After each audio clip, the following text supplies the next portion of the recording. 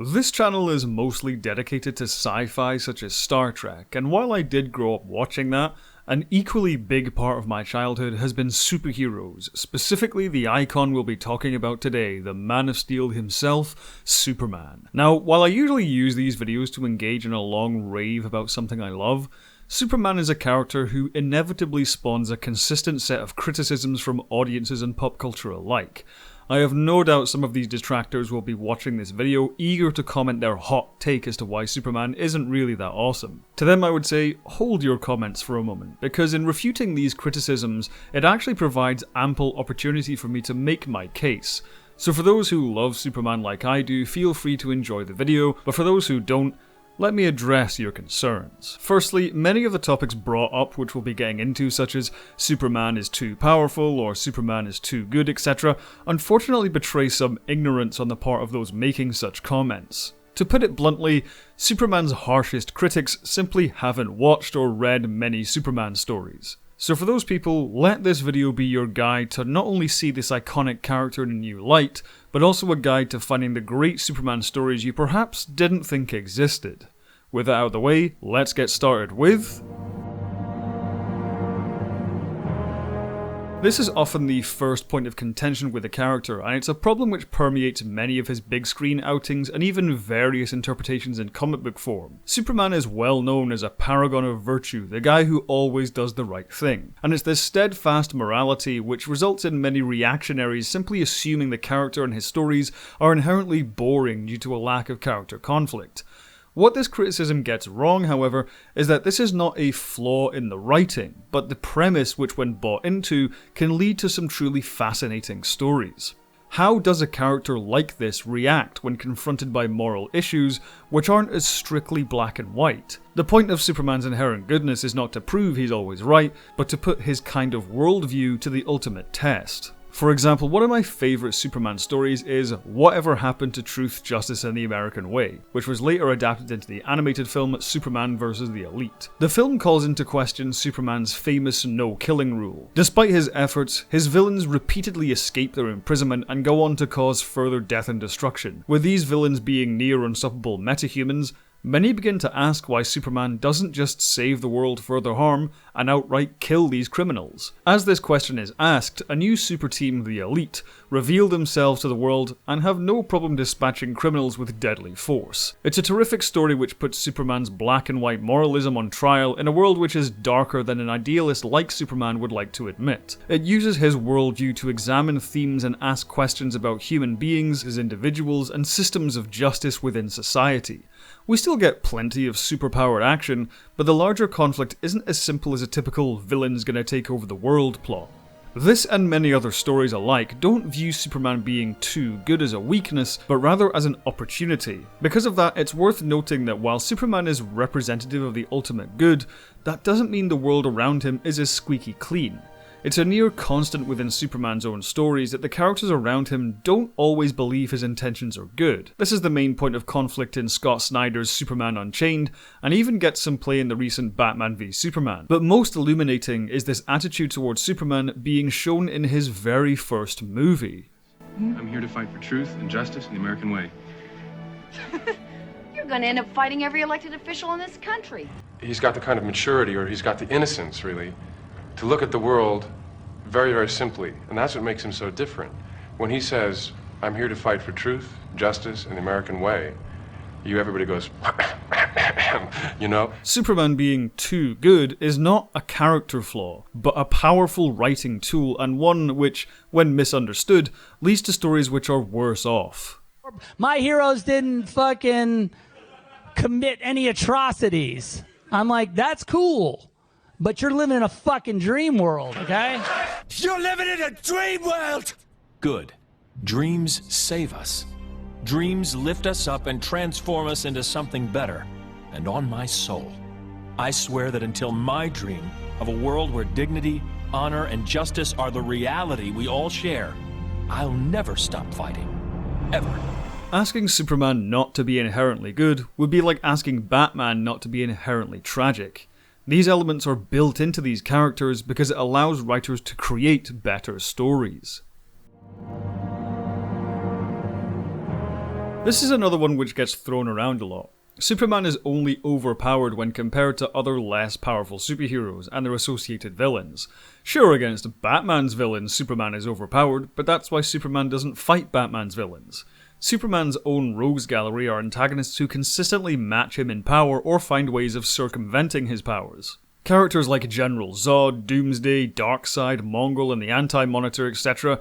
can either match the Man of Steel blow for blow, or are so incomprehensibly powerful it hurts the brain to think about. Superman's abilities are certainly impressive, yes, but some of the foes he faces have literally destroyed and recreated entire universes. But as well as these cosmic threats, many of Superman's opponents find creative ways to render his incredible abilities either useless or a huge detriment. Take Parasite for example, who is able to literally drain a person's strength on contact. Superman's powers inadvertently make Parasite stronger the more they fight, turning his immense power into a major weakness. Or Mr. Mxyzptlk, or however you want to pronounce that name, who is literally invincible to physical harm and is able to warp the very fabric of reality, forcing Superman to think of another way of beating him which doesn't involve a hand-to-hand fight of any kind. Much like the too good criticism, Superman's long list of impressive powers and the danger they pose in rendering stories easy to resolve is something the writers of the various comic book series came up against pretty early. To this day, there are far more stories in which Superman is unable to simply punch his way out of a problem. Many of his stories don't boil down to destructive fistfights, but instead turn into battles of wits between him and his foe. Take his arch-nemesis for example, Lex Luthor, someone with no superpowers. Often Luthor's plots are complex affairs which lull the Man of Steel into carefully constructed traps or plots which find some way to use Superman's own character traits against him. In practice, their conflicts resemble something much closer to the battle between the Batman and the Joker in Christopher Nolan's Dark Knight. Put simply, like his inherent goodness, Superman's powerful abilities are not flaws with the character or his stories. His powers are tools for all kinds of sci-fi action and spectacle, yes, but also clever plot devices for writers to conjure complex plots full of tension and clever twists. While the punch-ups in city streets are a well-worn trope, and can certainly be fun, they aren't the meat of the action. Superman's greatest power isn't his strength, speed, or flight, it's his quick thinking and resourcefulness. He isn't a soldier or a police officer, remember. He's a Kansas farmhand turned reporter who learned some sci-fi technobabble from his original homeworld. It's the traits he learned from these experiences which allow him to save the day more than his powers, and it makes for some truly enthralling action. These are two which I wanted to fold into one because they actually aren't that important, but I know someone will bring them up in the comments, so... Okay, so Superman's secret identity being obvious is a joke which has been done to death so much I have no idea how anyone still thinks it's a funny or original observation. The comics have attempted to give it some logic over the years with a wide variety of clever and very silly ideas, but ultimately it's just one of those leaps of logic expected in this genre. Like, how do Bruce Banner's trousers not rip off when he becomes the Hulk? How exactly does Captain America's shield always manage to bounce back to him? It's just one of those things. When it comes to Kryptonite, this kind of ties into the too powerful criticism. The idea that he's so strong the writers had to invent a new material just to hurt him effectively. However, this observation just isn't correct. Superman actually has a lot more weaknesses, which include several varieties of radiation, magical attacks, extreme high-frequency sounds, sensory overload, nuclear weapons, solar energy exhaustion, and the list continues. Kryptonite being a key weakness is simply a common trope among superheroes. It's like Green Lantern in the color yellow, or Wonder Woman in being tied up. Yeah, it's complicated. There are also many different types of kryptonite which have different effects on him, but from here we'll end up veering into the next topic. So now that we've addressed many of the criticisms the character often receives, here are some truly great things about Superman, his stories, and his world. If you've only ever seen Superman's movies, you'd be mistaken for thinking Superman is only stuck in Metropolis foiling alien invasions or criminal schemes, but actually there is so much more in Superman's universe.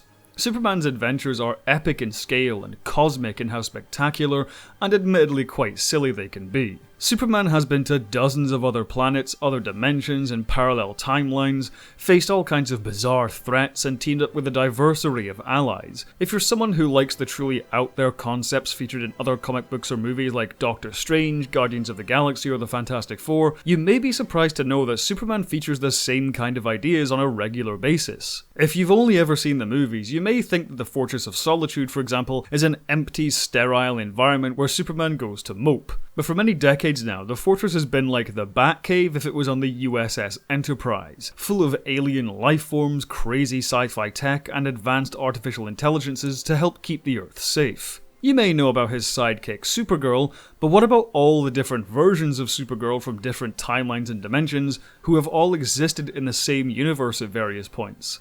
Or Superboy, a younger clone of Superman himself who forges his own path as somewhat of an anti-hero. John Henry Irons, aka Steel, who constructs himself a set of Iron Man-like power armor to become his own superhero inspired by Superman. And of course, Krypto the Superdog. Please someone put Krypto the Superdog in a movie. It's a dog with superpowers, come on. In summary, the movies thus far have barely begun to scratch the surface of what's possible in Superman's adventures, and have barely showcased all the cool characters, worlds, and gadgets at the Man of Tomorrow's disposal. It's a universe which could grow to rival Star Wars if those producing his big screen outings didn't just keep going back to Lex Luthor and General Zod again and again.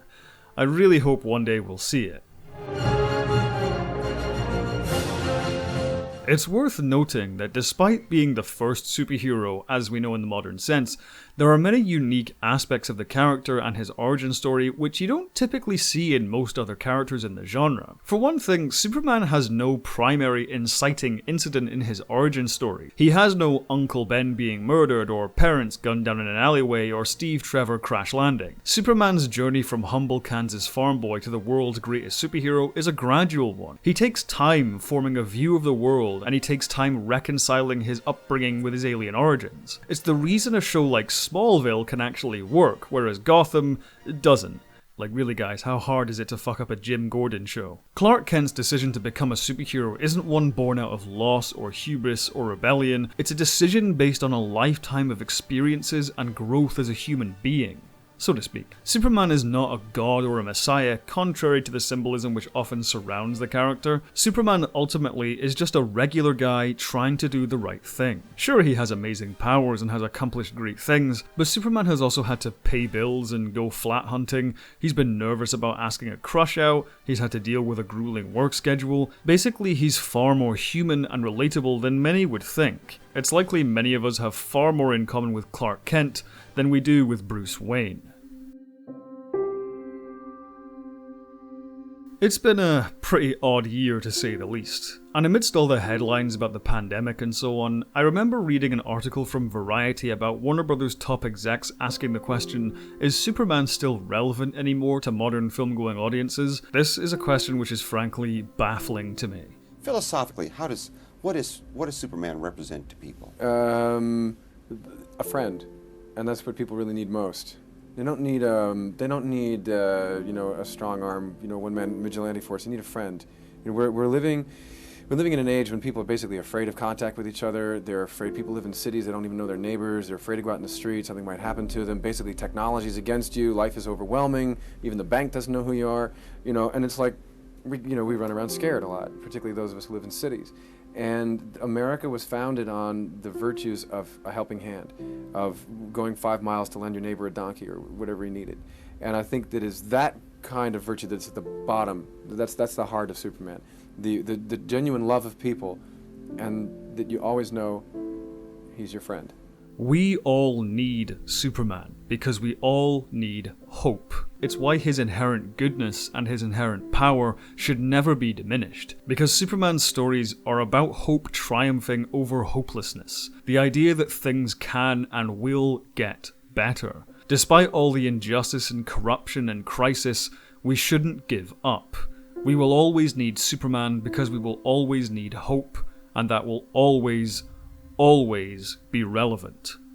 And that is why Superman is awesome. Thanks for watching. If you like what I do and want to see more videos, subscribe and hit the bell icon to stay up to date on all my new uploads. If you like what I do and want to help the channel grow, join me over on my Patreon where you can see videos like this early. Speaking of which, I'd like to quickly thank all of my patrons who are now appearing on screen. Have a good one, and as always, live long and prosper.